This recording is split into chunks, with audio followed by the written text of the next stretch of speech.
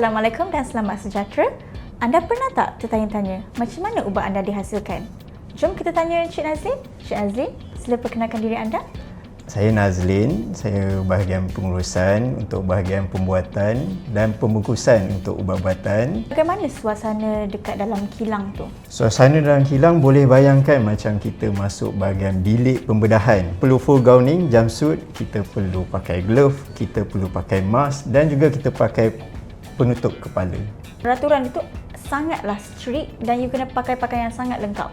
Kenapa macam tu? Pertamanya memang paling penting adalah kita punya hygiene terhadap ubat itu sendiri. Kita nak masuk dalam kilang pembuatan ubat, kita perlu gowning semua tu untuk pastikan hygiene kita tip-top. Maka tak adalah kesan buruk terhadap ubat yang dihasilkan. Apakah sebenarnya peranan staf penghilangan dalam memastikan ubat kita tu selamat dan bersih? Pertama, memang kita kena ikut panduan ni, kita panggil sebagai amalan penghilangan baik. Kena pastikan material yang kita ambil, material yang kita dapatkan untuk menghasilkan ubat itu betul. Kemudian kita kena pastikan mesin yang kita buat untuk menghasilkan ubat bersih. Yang ketiganya, kita kena pastikan langkah-langkah pembuatan ubat tu mengikut langkah-langkah dia. Yang terakhir sekali, amalan penghilangan baik itu mestilah kita kena rekodkan semua aktiviti kita. Selalunya orang menganggap kalau cakap pasal buat ubat je mesti mesin. Betul ke benda tu?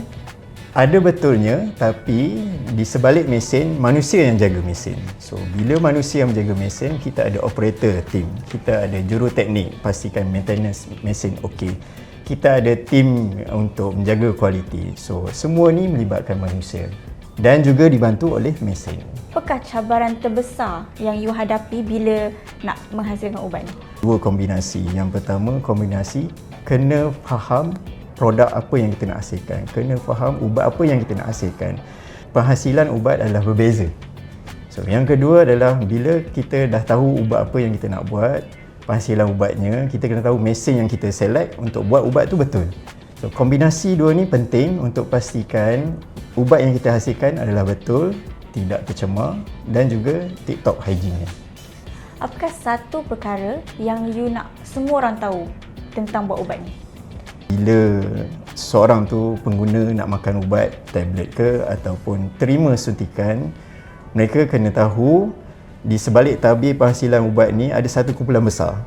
Kumpulan besar yang pasti akan menghasilkan ubat ni dengan selamat untuk pengguna, untuk elakkan kesan buruk kepada pengguna.